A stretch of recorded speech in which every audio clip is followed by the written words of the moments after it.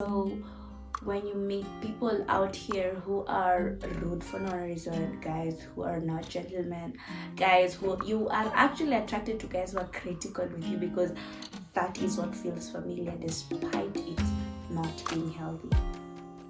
And I was like, are you crazy? What is wrong with us? What's wrong with us, man? Like, Joy, what's up? I remember calling myself out a million times.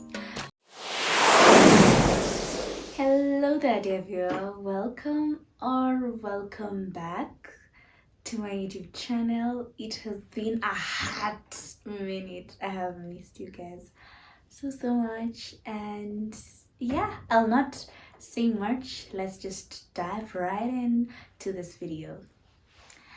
So, today we're going to be talking about something a little bit personal, something most people carry around in silence, and we'll be trying to unpack it so that we may see what works, what needs to get out at the door. We're discussing the father wound, the wounds we rarely talk about. And so for me, I never really knew it was there. I was just living through life. As long as I'm getting my A's in school, maybe I was good. Like, life wasn't stressful as much. Until fast forward to after Form 4, where something tragic happened and it shook me. It made me to even stop dreaming big, to stop learning, to just sit. I was just living literally one day at a time. I'm like, what am I meant to do today? Go to class. Okay, go to class. We sleep. There's no, in 5 years, I want to have this. Hey, we met me in high school. Hey, I had my whole life planned out. I had my whole life planned out. Oh my God! Wow! And before I go further, I'd like to say that I'm not releasing this to promote bitterness with our fathers. I'm not releasing this to promote perpetual anger. No. I'm actually releasing this as an individual who has healed, who is at peace and happy with my dad at the moment. So if you're watching this and you're in that state where you feel hurt, you feel heartbroken, you feel like God is unfair, why you, just know that things do get better, and you need to work on you. You need to work on releasing the bitterness, not for your parents, but for yourself.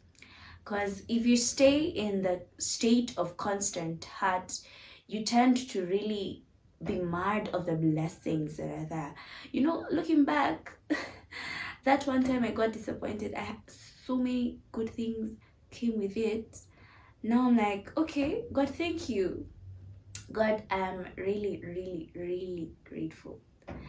And so, yeah, this is what we will be discussing here.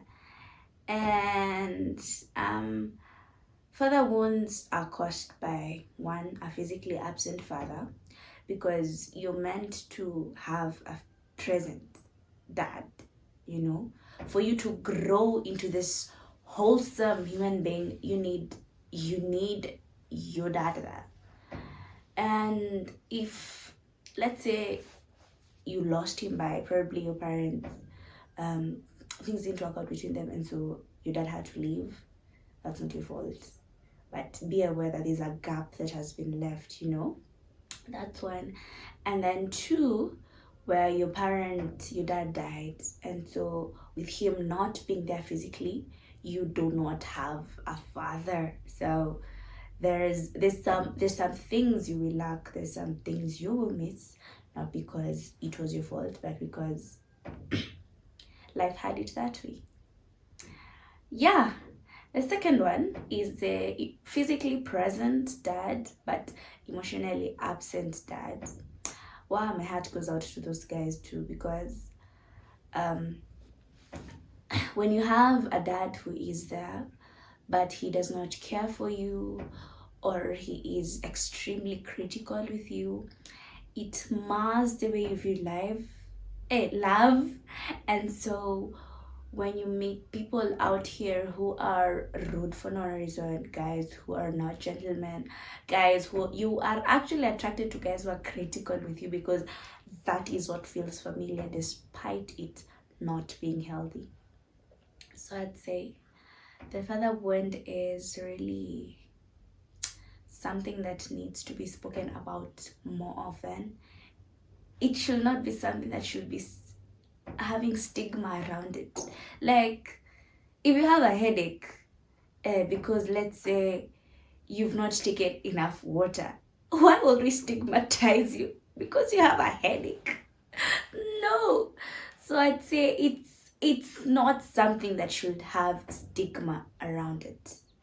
Yes, it is okay. It is of course not the best thing that happens to people, but you shouldn't be shy about it. You shouldn't be feeling bad about it because it is not your fault, you know. And so yeah, for me as a person, I think the major signs I experienced for the most part of campus was craving validation, especially male, but for me it was both. You just crave validation. And number two would be a constant feeling of unworthiness. Like, you know you're good, deep down you are among the best, but your brain for some reason just convinces you that you do not know what you're doing, you are not worthy of love. It was just crazy, man.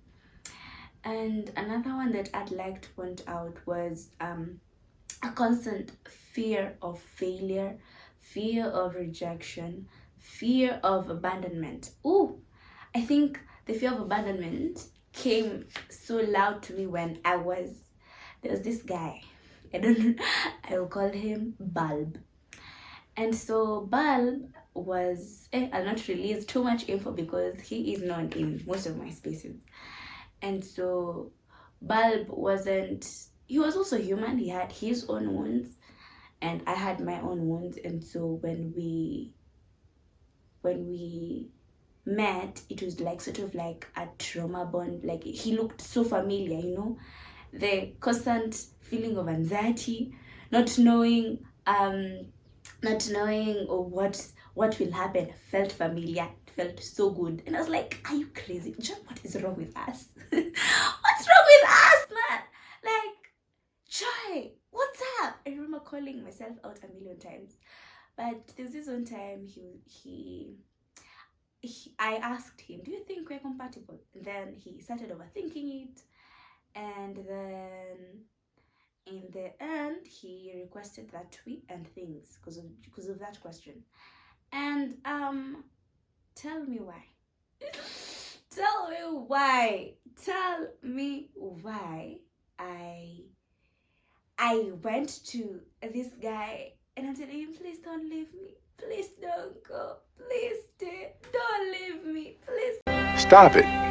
Get some help. stay. What? And so when I went back home, that's when it dawned on me. I had a deep fear of abandonment, and so at the time I didn't have the insight on what to do. And so yeah, I just lived life. I continued in the toxic relationship, not because the other party was entirely bad, but because I also played a big part in perpetuating the toxic environment, because I wanted the validation. I did not want to be left despite clearly seeing that there's no compatibility, despite knowing that this guy already wants to end things. And so yeah, I'm not blaming myself for the bad things that happen, But what I'm saying is, I think for me, growing up has made me look at things from both sides, and not just blame one party and say, you are bad, you did this, and I'm like, what part did I have to play in this? So yeah, I'd say those are the major signs that I can be able to point out from having a father wound. And what did I do to start healing that wound? Number one, I read very many books. I read Why Women Love Too Much. I read Why Men Love Bitches. It got to a point, it was like, we cannot continue living like this. However, I got tired of not living happily. And so when I started my journey on healing, that's when I realized other things like, it's not just a father wound, it's not just abandonment you're dealing with, it's not just about fear of failure that you're dealing with, you're also dealing with an anxious attachment style that is linked to your father wound. I have friends who have father wounds, and when we converse, I'm like, girl, you are an avoidant, and this is due to your father wound. And I'm like, okay.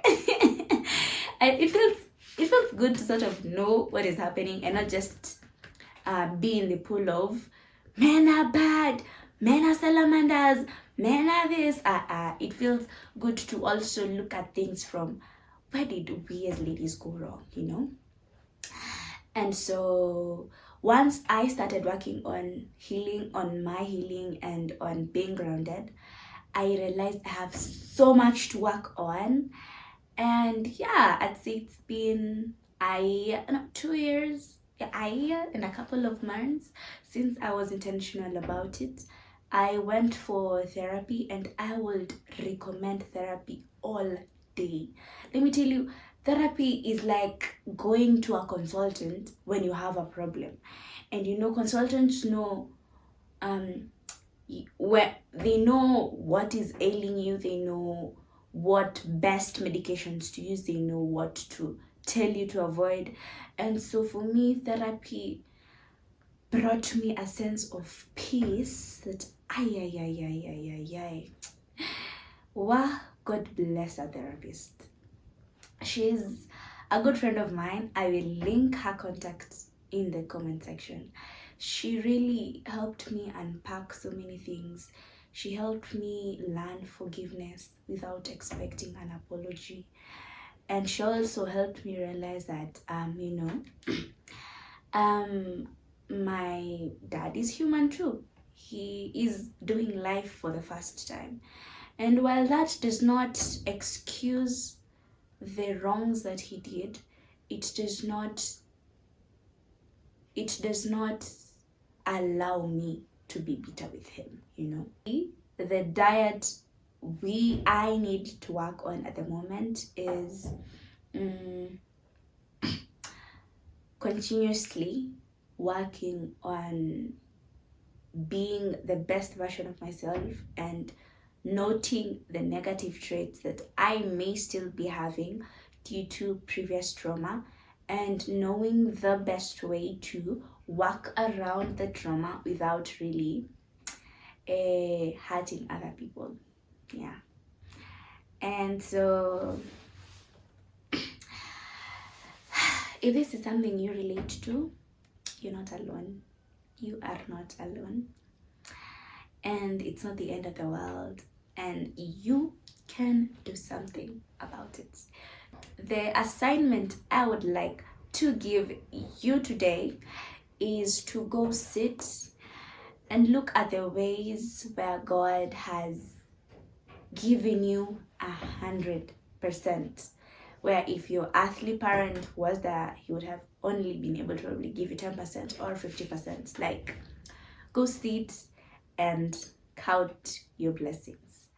So if this is something you're interested in, kindly like, subscribe, share this video, comment in the comment section, tell me your stories, be vulnerable. I'm working on creating a safe space for ladies. Now for the men, I have nothing against you guys.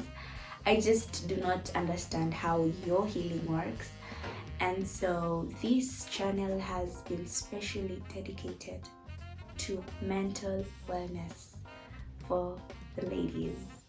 And if you'd like more insight, I'd recommend YouTubers like Tam Kaur, The Wizard Liz.